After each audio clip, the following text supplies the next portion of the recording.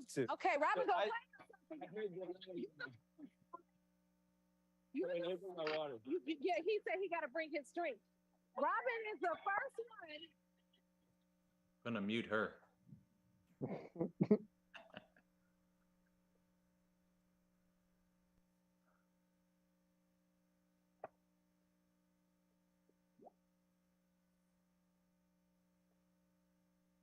Recording in progress.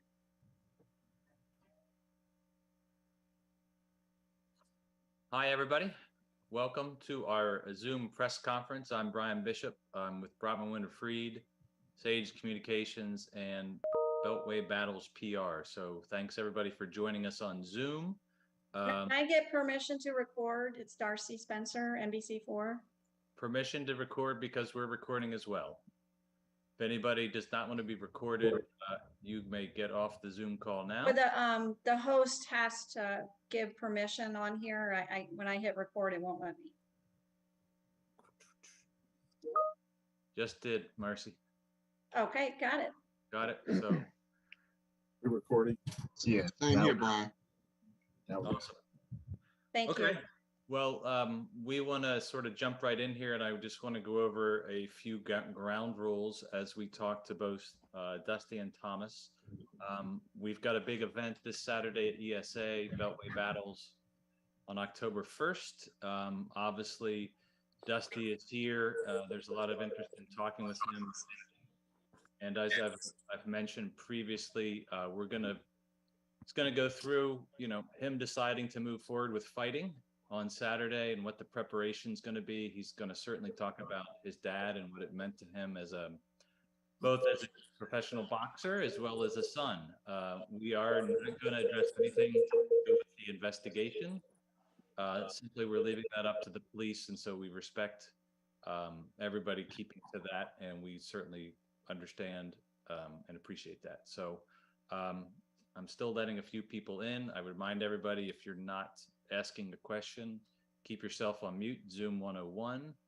What we will do is I'll give a little bit of background on each of the guys, and then we'll let Thomas and Dusty each make a statement. And then after that, we will proceed to answer any and all questions. With a large group, I will ask that you try to raise your hand either physically or with the cute little Zoom emoji, or put something in the chat, and we will do our best to do that. So once again, thanks for joining us. Thomas, you want to raise your hand to identify yourself? This is Thomas Cornflake Lamanna. He is 30 years old. He is a promoter as well as a boxer. He's been promoting shows since 2015. He's originally from Millville, New Jersey.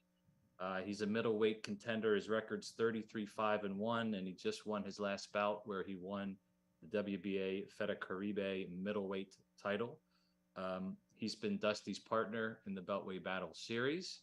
He has known Dusty since they're amateurs. He doesn't like to talk about it, but they actually fought each other. We won't say what happened. We'll let Dusty say that. With that being said, I'm going to give Dusty's background, and then we'll go to Thomas. Dusty-Hernandez-Harrison is 28 years old. He is also a boxer and promoter, has his own promotion company called DAH Promotions. And he is going to be headlining our event on Saturday, 8-round contest versus Jose Corral of Mexico. This will be his first fight since February of 2020. He is a DC native, grew up here, born and bred, and it will be the first time fighting back in DC since 2016.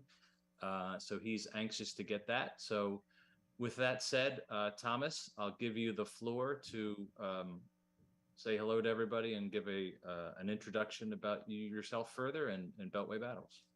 Absolutely. Well, first of all, I want to thank everyone for taking the time out during the midday to speak with us. Yeah, like Brian said, October 1st, this Saturday, it's the third round of the new series that myself and Dusty co-created of the Beltway Battles at the ESA. Thankfully, despite the horrific tragedy we had Saturday, Dusty is opted to fight, and I couldn't be any more proud of him for that. Not only is Dusty fighting, but we got the return, the second return of Anthony Peterson, a DC native, Chop Chop Corley, a DC native, and just the card from top to bottom, is going to include world-class caliber fights, not fighters, but fights at a club show level. And so, again, just want to say thank you to everyone. Thank you for continuously supporting us, supporting Dusty. And I hope that come Saturday night, when Dusty's victorious, we could embrace it together, enjoy it together, more so in the memory of a buddy. So thank you, Brian. Thank you, Thomas. Dusty, you're up next. Hey everyone. Fighting Saturday. A lot of things went into the, decision for me to fight Saturday. To be honest, one of the biggest ones was actually about myself. I put myself through hell. I've lost 70 pounds in 5 months. I worked extremely hard. I was just thinking, if I don't fight Saturday, when the fuck am I going to fight? You know what I mean? It's been years. Also, it was the thing that made my dad happiest, someone that I was fighting again. That's what he cared about the most, was me fighting. That's when we were at our best training. Our relationship at its best training, because I think he knew that was, when I was doing all the right things in life, when I was focused, when I was doing what I was best at. So, that's what he wanted from me. Yeah, it was the fight Saturday. Honestly, it's kind of an easy choice. Dusty, hold on a second. Also, to be honest, it's not that I'm really ecstatic about fighting, or I'm really in fight mode. It's just I really needed something to kind of hold myself accountable right now. Hey, Dusty, hold on a It's second. easy to kind Can you of hear me? lose yourself with something like that. So, I think it's something that I needed. Hey, Brian, why don't we get Dusty to call in? That might be better. Yeah, I'm trying to get his attention, but he's It wasn't that hard of a decision to make, to be honest. Brian, maybe if you send him a text message, Dusty. it'll pop up on his Hey, phone. Dusty. Yeah. Yep. Dusty. Sorry about the technical glitches here, folks. We'll stand by. We'll get this worked out. I can hear you now.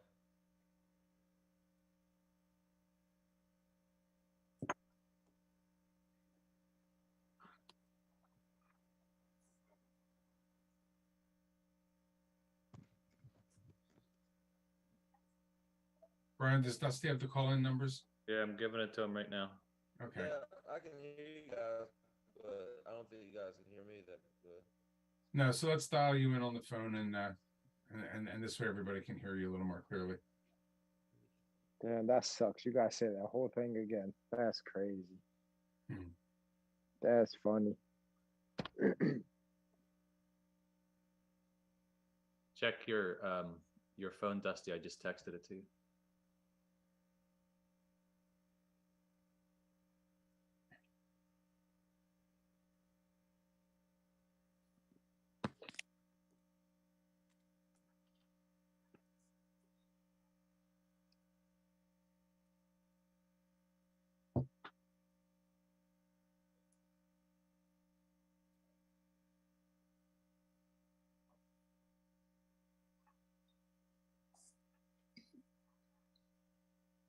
Brian, while Dusty's working on that, is there anybody else that should be speaking for the moment? No, I mean, I think if we're all a little bit patient, we can wait till Dusty's able to log in, hopefully on his cell phone where we get the audio. Hello? Go ahead, Dusty. Hello? You guys can hear me now? Yes. Way better. It's much better. So if you don't mind, if you would start from the beginning about your decision, why to move forward fighting on Saturday. Yeah, I was saying, the first thing that came to mind was, to be honest with you, it was about myself. I did a lot of work. I've lost 70 pounds in 5 months. I kind of put myself through hell. I was coming home, sore every fucking day. Didn't really want to. I always wanted to kind of take one day off. My workout schedule was, between, if you add the runs and count them as a part of the workout, I'm working out between 15 and 20 times a week.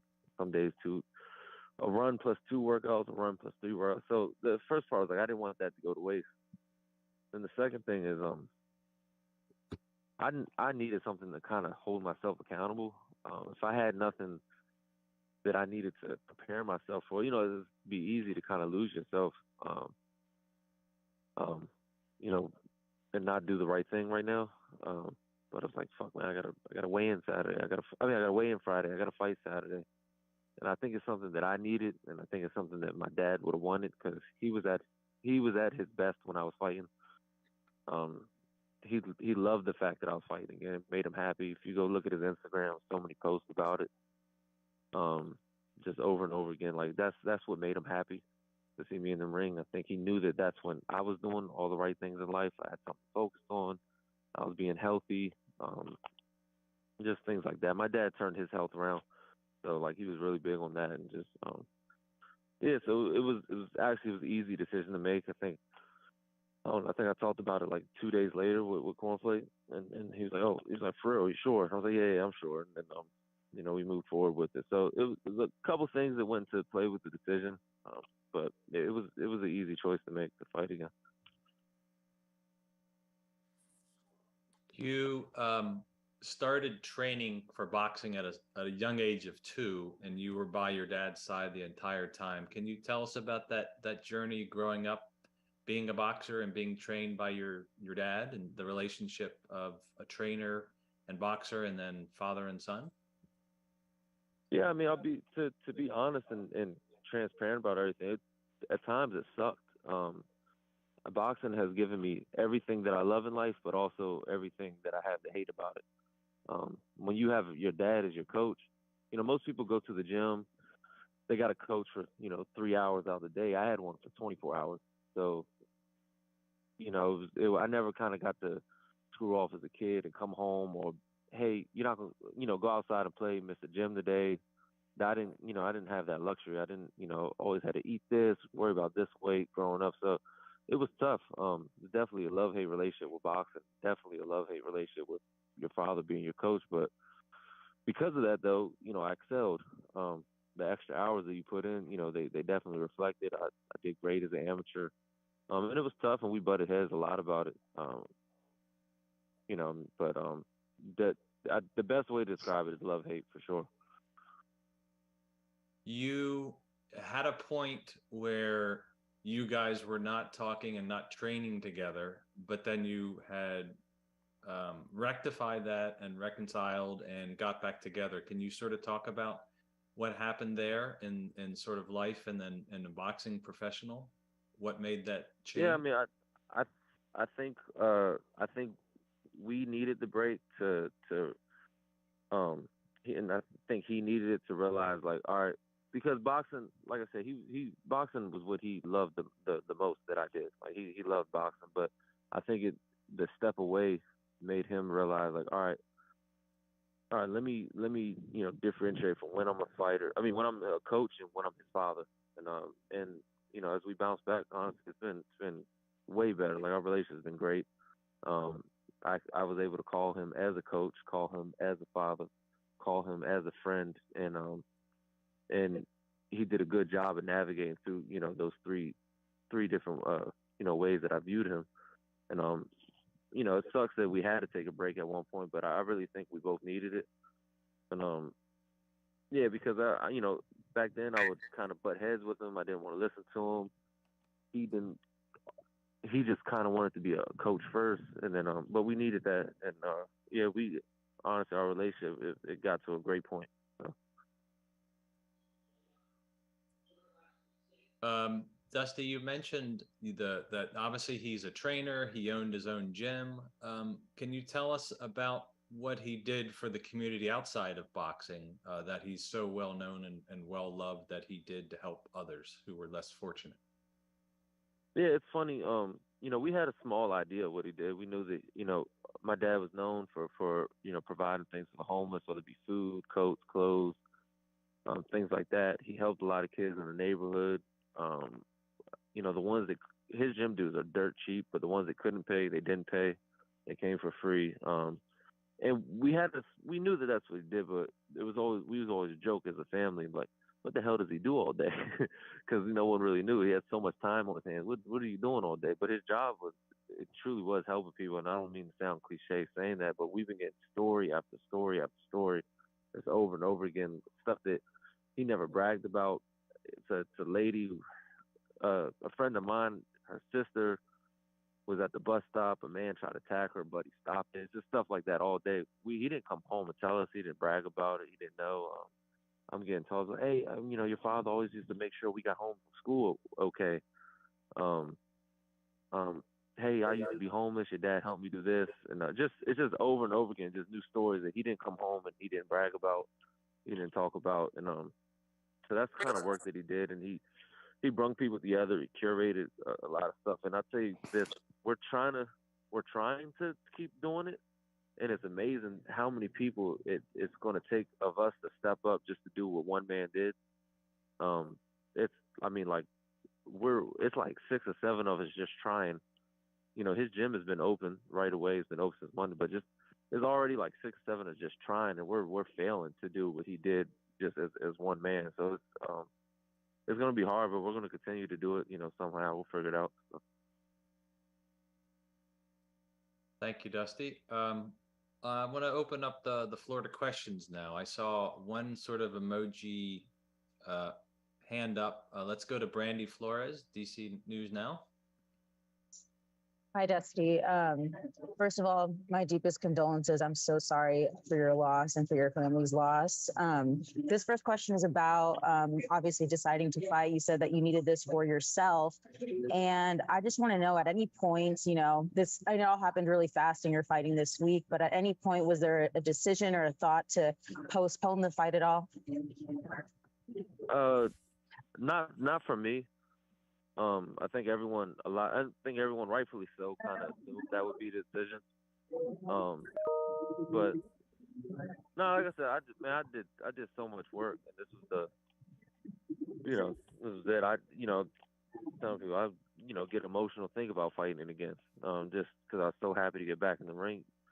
I don't know, boxing is it really engulfs your life. Like when you're a fighter, especially when you fight on the level that I'm trying to get back to. You make it your whole life, so when you take it away, you kind of get lost, and that's what happened to me before. I've had 2 layoffs in my career, and mentally it was rough on me. So I didn't, I don't want that to happen again. So. And speaking of the layoff, you haven't fought in 2 years. You mentioned how hard you worked for this fight. I want to know, first of all, do you know anything about your opponent? Did you do anything specific to get ready for him this weekend? And were you kind of always in the gym before the date was set that you were going to return to fight, or did you find out the date and then begin training? No, so that to answer the last part, that was a big problem. I let myself get so far out of shape because I'm like, all right, I'm not going to train. I only got no fight schedule. I don't got this. But back at the end of April, I started to train, for this. So I've been kind of in a training camp for like how many 20 weeks. I don't know how long it is. And it's been rough. So I knew I needed to start because I let myself get so far away from fighting shape and fighting weight. I started a long time ago. And then decided, me and Cornflake do the shows. We had a couple of dates in our head mapped out, and then, we decided, all right, cool. October 1st is the way to go. for me. And then in terms of my opponent, no, not really. We've had a late opponent switch, and things just kind of changed with what happened to my dad. So I don't really have any answers about the opponent thing right now. So And you I'm mentioned confident in myself and what I did to prepare for it. So. that was my next question. Your confidence level going into this one. I mean, you said that you were really sore. You worked your butt off for this. So how do you feel going into this physically? And with your father, your trainer passing away, how are you mentally ready as well for this fight on Saturday? It's physically. Look, I won't sit here and lie to you and say I'm in the best shape ever, because, like I said, I got forward, but I'm definitely in the best shape that I could be given where I let myself get to. I did everything that I could do.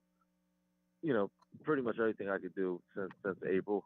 I'm in the best shape that I could get myself into, and I'm confident that I prepared. And mentally, I don't know. Part of it is weird. It doesn't feel like I fight Saturday. I can't, to say that. It doesn't really feel like, usually the last week is like this really rough week, kind of cutting the last pound. That your focus is 100% on the fight. And it's not that I'm distracted. It's impossible for me to not have to deal with other things. We have, somebody's got to run my dad's gym. We got a candlelight vigil coming up. There's a funeral. There's a viewing.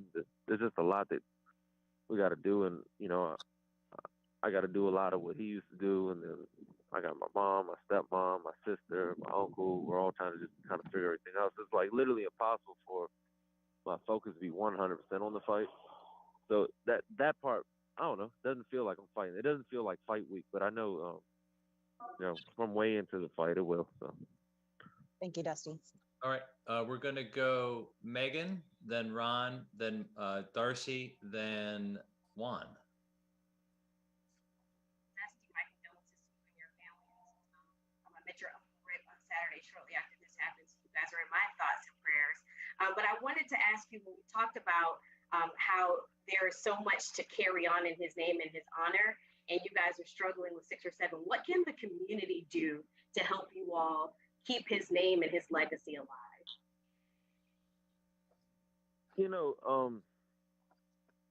I don't know. I could probably better answer that question in a week or so, but I know right now is just we're trying to wrap our head around how the hell he pulled everything off. He would meet people, he would accept their donations of the clothes and this. He'd go out, he knew all the spots to go to. He built a personal relationship with a lot of the people that he donated things to. People always knew to reach out to him. So now it's like, I don't know. We're gonna need help setting up just kind of like a one-stop shop where everyone can reach out. There's people who want to. I know people want to donate, whether it's items. Some people want to donate money. My father, he had a nonprofit, the Old School Boxing. People want to donate cash and things like that. And we just need a few days to kind of figure it all out, everything that he did. But I guess it's just to kind of like stay in contact and stay in tune, and just keep us in mind for when you do have, when people do have things that they want to give and things like that. And we're going to need help making sure that his gym stays open. So. Yeah. One of the small things that fans coming to the fight on Saturday can do is they will be selling Old School Boxing T-shirts, and that will in itself support the gym and the cause of the gym. So we'll hopefully have some further announcements down the road, because there are people that want to support what Buddy was doing and that. So thank you. I just wanted to add one more thing. You said that, Dusty, that your father would have wanted you to do this weekend. Can you expound a little bit more about what it means to you guys as a family to make sure that you do it would honor him the most in this moment? Say the last part again, please. What it means to what you. We can do as a family. Yeah, what it means.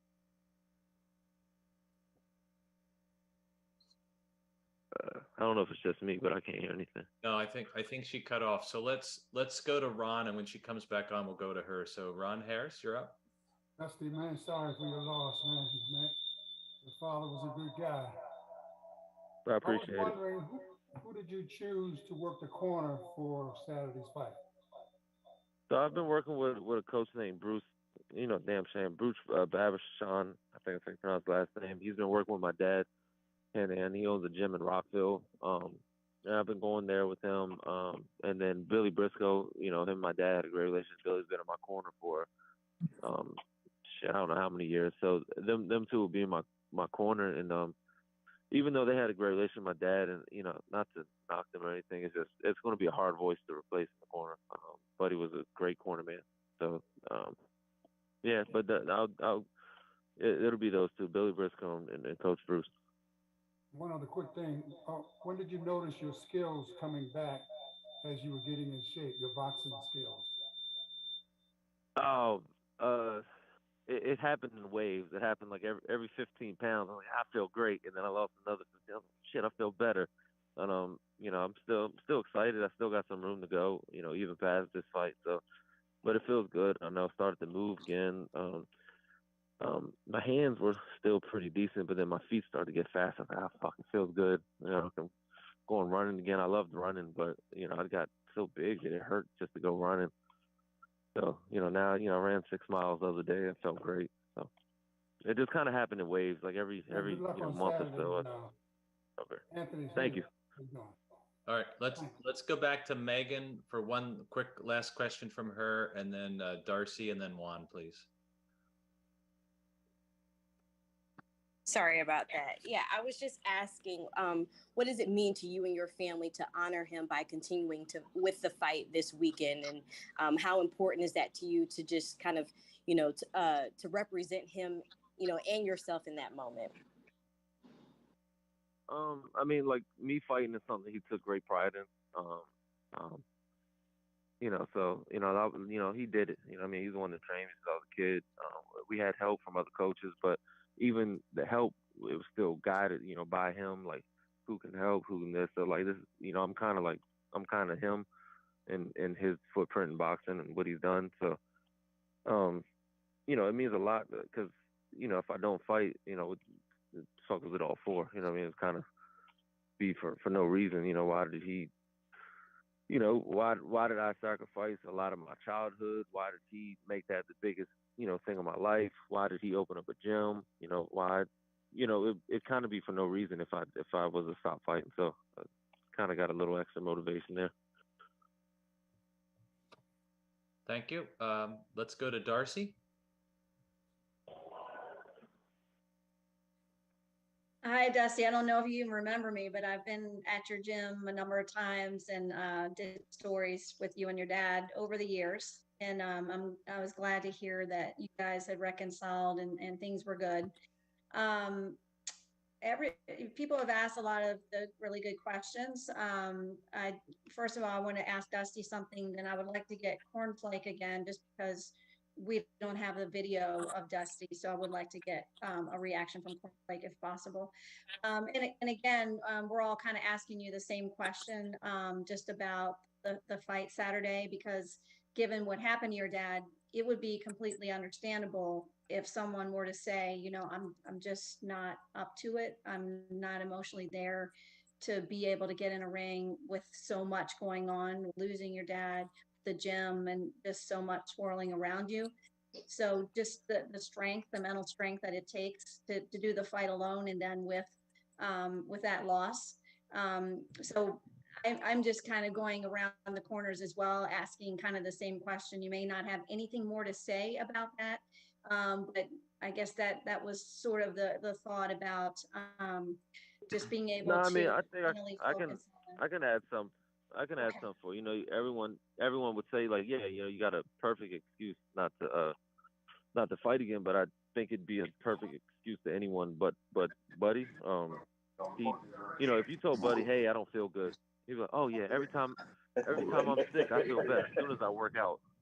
That's what he says right away. I watched him when he went to chemotherapy he went for a month straight. He would wake up at 5:30, run, go to chemo, work out afterwards at like 10:30, 11, and then work out again and eat. He worked out.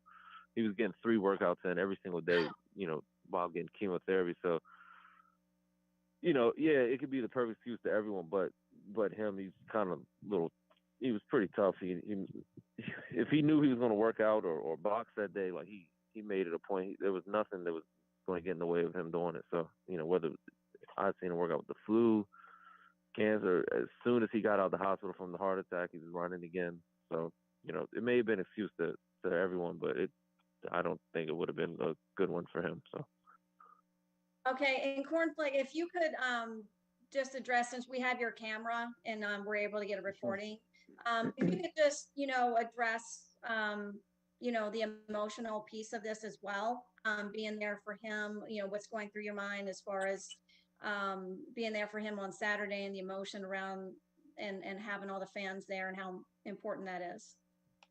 Yes. Wow. So, me and Dusty and even with Buddy, I've known them more going on 15 plus years since when we're kids, so, it would definitely be emotional, not only for, Dusty, his family, it would definitely be emotional for me as well. But like I said in the beginning, I couldn't be, and I told Dusty this, like, and I don't want to sound all like hippity dippity or, emotional on the phone. Right. But like, I'm very proud of him. I'm proud of him before the incident last Saturday. I'm proud of him. He came down here to Jersey for a week about a month and a half ago and trained with me and helped me get ready for my comeback when I came back. And so, I saw the real dedication. I saw the real commitment that, like, he's back. And I told a couple of people, because everyone's calling me and, whatever, obviously about the situation. And I say, well, listen, they asked me if it's true, if he's fighting. I said, listen, when that bell rings and when the fight's over and he's victorious, the only thing I've asked everybody to do is to just know and understand that Dusty's back for real. There is no more questioning whether if this is for real or not, because Dusty in the past has announced he's fighting and then magic happens and he doesn't fight. This time it's for real. And for him going through this pain and going through this hurdle, this obstacle, when he comes out on top, I want that to be a true definition, not of me. I don't have nothing to do with it. But of him and his character, because it takes somebody who's astronomically strong to do that. You know what I mean? So I'm just proud of him. That's all. I don't want to get emotional yet. It's just, I'm just proud. I'm just proud of him. Either way, I'm just proud of him. Thank you guys very much. Thank you, Dusty. Thank you. We're going to go to Juan, and then after that, we're going to go to the Petersons. There's a couple Petersons here. Anthony, I'm going to have you say a few words, and then Light Skin Lou will be after you. So Juan, go ahead. First of all, condolences to you, Dusty, and your family. Prayers out with you guys. I want to start off by saying, but Dusty, I really appreciate you guys. You and your dad let me into your career right from the beginning, from the time you came back to the gym, like at 15, when you were inside the building at Rosecroft. Then you guys came into the smaller gym, which is the most popular gym on the grounds of Rosecroft, and you guys let me be a part of that all the way up until us three driving down to DC and allowing Alpha Grant, the late Alpha Grant, sign you as a professional fighter at 17. I'm glad for that journey, man. I really appreciate all that. And I think that's why I'm doing what I'm doing now. But my question is, you talked about, your 70 pounds that you lost and your preparation for this fight. And so what was the initial spark after, even though you stayed in the gym, what was the initial spark to say, I really wanted to compete again after fighting in February of 2020 being your last fight? Shit, it was, I never didn't want to, but it was for me to, what made me actually do the work and stick to it, and not give it like, hey, all right, I'm gonna train for 3 weeks and then I'll stop. What made me actually do it is, honestly, like I said, everyone knows my dad had a great relationship with God. I do too. I may not be as public about it as him, but I really do. And a friend of mine put on a church service, and it was like, everyone prays for blessings. They just ask and ask and ask, and they never prepare themselves for it. So you got to prepare yourself. You got to do your part too. Correct. And it really stuck with me. Yeah, it just stuck with me that shit, I need to do my part too, because I would ask over and over again, all right, let me just, let me lose the weight, let me fight again without doing my part. But it's kind of stupid now that I think about it. But yeah, no, that's what it was. And then I'll be honest with you, man, I got really out of shape. Like I don't know how many people on here have seen the pictures of me and how big I got, but like it was bad. Like I remember carrying a case of water and I'm fucking out of breath. And And the first week that I went to go run to get back, I made it 0.35 of a mile, and it was like 5 minutes and 12 seconds just to get that far. And Juan, shit, you can remember, I ran a 4:39 mile one day in my life, so I kept thinking about those numbers. I'm like, what the fuck? Like it's like, it just blew my mind how far I got. And I don't know, your mind plays tricks on you. I would look in the mirror, and for some reason I didn't realize I was that big. I would only realize it when I seen pictures of me. So every day I'm looking at myself, I'm like, I'm not that bad. I'm not that bad. I wanted to step on the scale, and that's the god damn, the same day that Tyson Fury weighed 268, I'm stepping on the scale 270, and I'm like, what the fuck is, it was just, I don't know, it just blew my mind how just fuck boxing shape. I was just unhealthy, period. And I'm like, well, I'm in my 20s. What is this? And it was just the wake up call, and I'll be honest with you, yeah, I thought about boxing been my whole life, but I really just started just to kind of get healthy again, and then I started to feel good. I started to get lighter. I worked out through boxing because that's what I knew. So I, starting to throw my punches a little fast and move around, and then it just kind of, just happened. So. Yeah. And one more question, you coming back, is this just to see if you still have it, or do you have a goal, with you coming back? If you win, do you? I'm coming back to give it the best run that I've ever had. Yeah, I did great in the past. I was world ranked in the past, but even then though, I didn't know everything that I know now. I kind of look back at some of the shit that I accepted, and especially financially accepted, and just kind of knowing how everything works. But now I know a lot more on the business side of it. I feel, it sounds crazy. You may not see it right away, but I feel better skill wise because I've been coaching for years now. I opened up my own gym and been coaching, and I feel like that makes you a better fighter. And three, I've had a rough life here and there, but coming back and losing all that weight and then going through everything, like I overcame things now as an adult. When you do that as an adult and you do it by yourself, it's kind of different. I feel mentally stronger. I'm not physically all the way where I was, but I'll get there. And I know the in and outs of boxing way better than I did as a 19-year-old kid. I was 19 accepting $5,000 for a title fight at Madison Square Garden. I didn't know no better. I was excited. I was 19. So I just want to get what I can out of boxing, get part of what I deserve, because I don't think any of us will ever get all that we deserve. We put so many hours into it and sacrifice our life for it, but just want to do something. I'm going to start a family soon. I did contact me. I got married, so I want to, I don't know. I want more out of it. I got more motivation. You said you got married? Through things now, so. Yeah, I got married.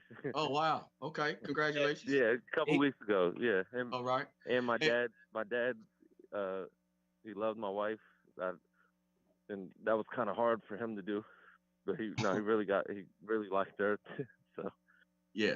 And the final thing, Beltway battles, is that going to be a ongoing thing for you and Cornflake? And also, how did you and Cornflake turn your friendship into a business? Working together. It's definitely going to be an ongoing thing. I really think that we're on to something special here, and I think it's going to keep growing and growing. I think we're not just an ongoing thing for like a short. I think we're here to stay for a long time past me and him fighting. And I don't know, just it's me and Cornflake. It's nice to have. Honestly, we grew a lot closer during this, and there's kind of the only person that can relate to being a boxer, being a promoter that I have in my life. We, I don't know. We just got really close doing this. We were already close, but we got like extremely close. Like that's a real, like friend now. And I don't know, it kind of started the idea, and I didn't really think they were serious when they called me. So, and then they were, hey, we're gonna go down and look at this venue. I said, oh shit, you guys are for real. So, and then we did it. Yeah. So, yeah. I say one. I call it a successful hobby. Okay. Which is now not a hobby no more. This is something that, like Dusty said, this could be something major, big. And it's just crazy how, we obviously, people some people know about a third partner that we had involved, who's no Yeah. longer involved now, but we all started together as this one crazy idea, Yeah. and it's just working. It's just working. And now with the addition of Emily, Emily Dornell of Blue Quirk, who's not, I don't think she's on here. I think we're just taking it to a whole nother level now, like a whole nother level. Yeah. And it's just great to see. And yeah, so yeah, I really, just like Dusty said, started as an idea, and we took a shot. We got lucky the first time, and we just kept building and building. And now here we are, round 3, 1 year Hello. later. Sounds like a TV episode, series episode. What is it? Series 1, episode 3. Series Yeah, 1, pretty episode much. 3. That's what it would be. Yeah. All right. Thanks, guys. I want to move along You're here. welcome, We have a special guest. Anthony Peterson is another world-class fighter from the district. He is on the card. It'll be the second time he's on a Beltway Battles, and he is looking to get back in title contention at lightweight. But probably more importantly, he's a great individual who had a great relationship with Dusty and Buddy. And I'd like to turn the floor over to Anthony, and thank you for joining us. And you've got the floor to talk about Dusty and Buddy and your relationship with them. I appreciate it. You know, I'm always a talkative person, talk a lot, but you know, I really don't have much to say at this point. I'm still a little shocked because that's the first time that ever happened to me, to see somebody seconds before they, you know, switch over. And you know, the moments that I had with him in that gym, that last hour, it was remarkable. And I'm just blessed that people that was there to witness what me and Buddy was talking about, what we was doing the last day we was in the gym together. Self-explanatory, my buddy.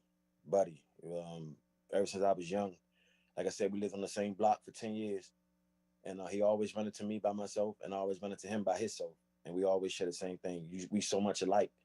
He loved to jog in the sun. I like to jog in the sun. A lot of music that he played, I love, that he had no idea.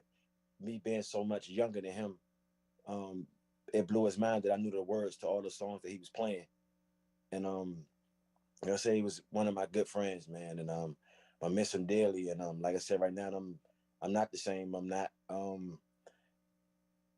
my energy is not, you know, where it normally be, because of course, you know, that's devastating to me, man, to lose somebody who loved you, who really admires you, who really was a big fan, who really believed in you. You know what I mean?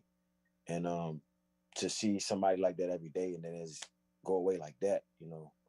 And then like I said, I can just imagine what Dusty is going through. Like I don't even want to see Dusty right now, because I know I'm gonna break down, because I'm gonna see the image of his father in him. And so I don't do good with death. And it hurt me. It hurt me. I'm hurt. And but I do plan on performing at my best Saturday. You know, I know that's what he'll want me to do. He have a live video of me, my last performance, May 28th at the Beltway Battles.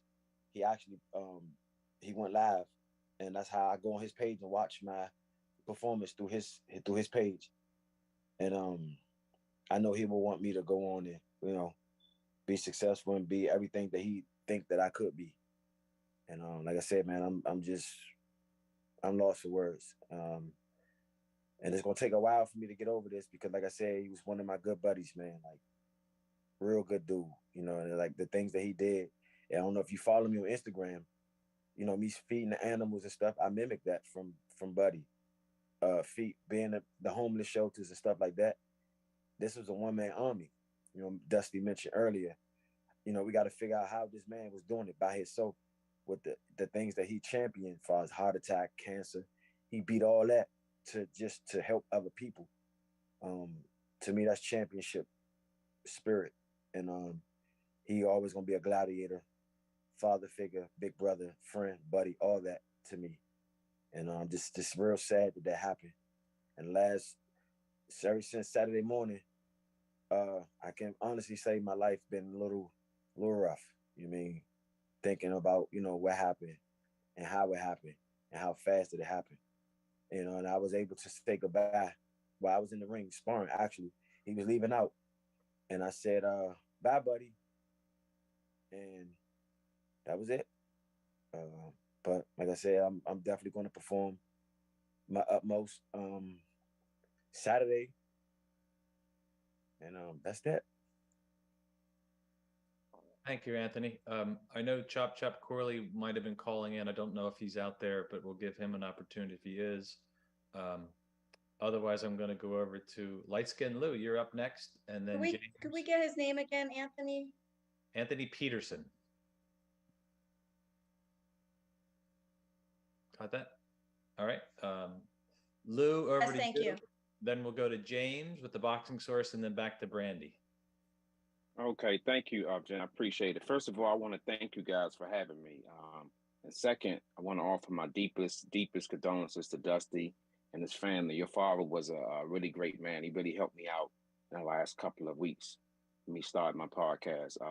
But I'm going to go to my first question, Dusty. How special will it be to come back to boxing as a promoter, a headliner, and it's all happening in DC? How special would that be? Give me 1 second.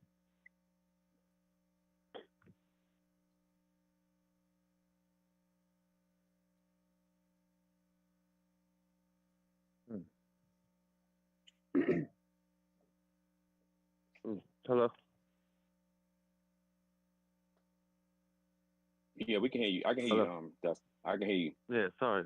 No, it's you know, DC's giving me fuck. I think I got a love-hate relationship with DC now too, because you know, they propelled my career. You know, I've always got support from here. That's how I, you know, even when I fought in New York, it's because people traveled to see me, all my fights. So, no, it's just, you know, special. I always enjoyed fighting in DC the most. You know, it's where most of my people come from. So I'm pretty sure that'll be special. My second question is, during the time off, what did you learn about yourself?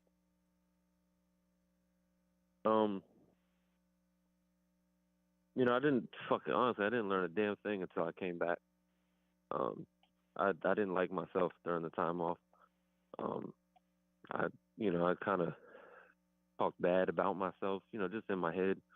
I was like, fuck, you're not the same. You know, I call myself weak because I just kind of couldn't stick to it. But I learned more in the last 5 months about myself than I did in the previous 2 years. So honestly, I learned more about myself in the last 5 months. Okay. That I still, you know, how strong I could do, you know, kind of get through stuff. Yeah, my last question, Dusty, is what was the first day back like? 'Cause, you know, every fighter or athlete, when they take time off, they'll have a thing where they just, you know, it's that grueling pain. Let us know, what was that first day back like? It was fucking great for about 90 seconds, and then I got tired. It was I thought it was gonna be. I didn't realize how hard it was gonna be. I felt good, you know. When I had to go buy some new workout clothes, so I felt big, and I got dressed. I'm like, all right, cool, I'm feeling good. Get back. Went there and man, I got fucking tired shadow boxing. I was breathing hard. Like, God damn. So no, it was great. It was a short-lived good feeling, and then it was rough.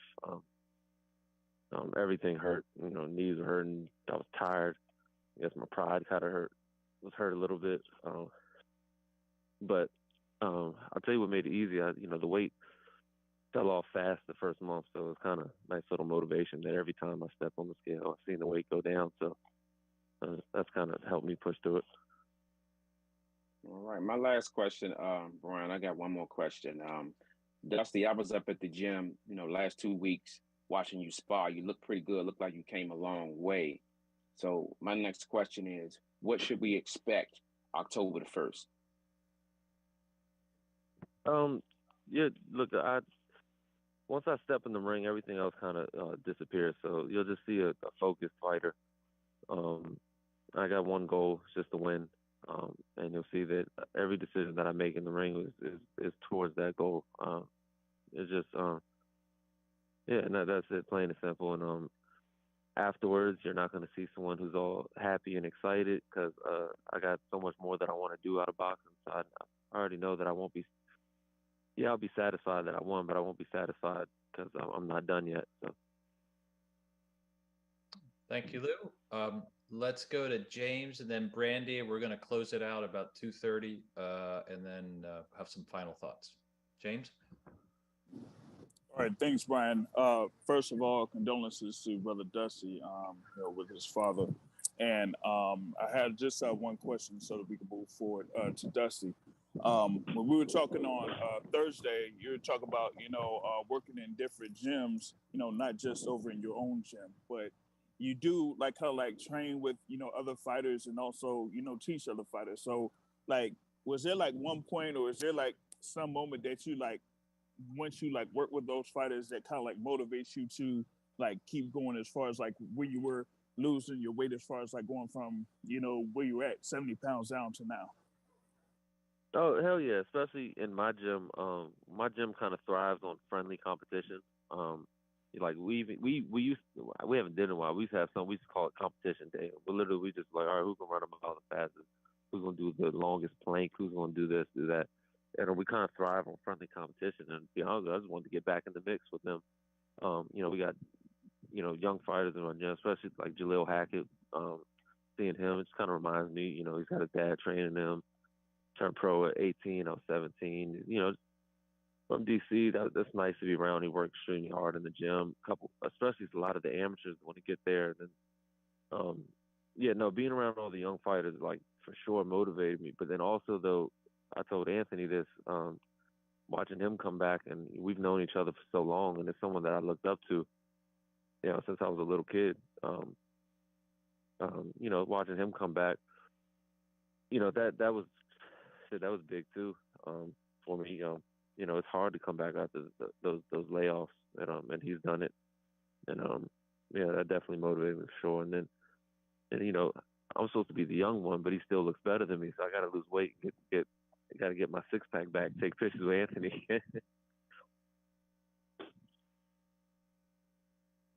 All right, thanks, Dustin. All right, so final question, back to Brandy. I have a question for Cornflake, just one.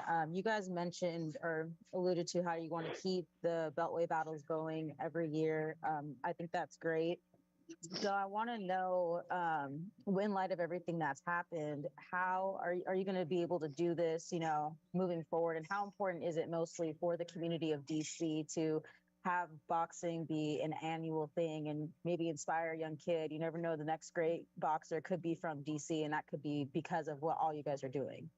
Yeah, absolutely. I mean, so, let's look at it like this, death is not going to stop us, and this, we put out on my social media for Buddy, we're just going to keep it going. And I think it would be completely wrong where if Dusty is going to continue, why wouldn't we continue as a whole? So, I know it's something Buddy would want. So that's an easy thing. We're going to keep it going. We have tremendous partners. Events DC is great. They take care of us. They want to see us succeed. And yeah, like you said, I think I'm not from DC, so I don't want to, talk like I am. So, but I can say, a lot of great fighters came out of DC, and the DMV as a whole. And I just think with this series, this series will be based around, because of what Buddy would want, giving the young up and coming fighters an opportunity and a platform where we wouldn't have to necessarily put the business first to make sure that the economics make sense. We just want to, give the fighters the platform to perform and elevate their career and eventually change their families' lives and stuff like that. So, I'm there's an old saying, at least with me, if you're rocking, I'm rolling. I tell it to Dusty all the time, if you're rocking, I'm rolling with whatever he wants to do, and we're going to continue. Like I said, it's for Buddy. We're going to continue. All right, excellent. A couple housekeeping items. A reminder, there is a vigil. Buddy's friends and families are putting on 7 o'clock on Thursday. It's going to be in I believe the 2700 block of 30th Street Southeast. Also, we're holding our official weigh-in open to the public is Friday at noon. It's at the Caesars Sportsbook and Restaurant which is inside the Capital One Arena. So if people want to come out and see the weigh-in, and then obviously, ultimately, we'd love to have all the support and fans come out on Saturday for Beltway Battles 3. The doors will open at 7. There's an 8-fight card lineup. And so we're happy to have everyone come out there and cheer on not only Dusty, but the 7 rest of the fighters that are putting everything on the line out there to put on a performance, as Anthony likes to say. So thank you, Dusty and Thomas, for joining us, and thanks everybody here. I will work on getting a link to this transcription as well as the video recording.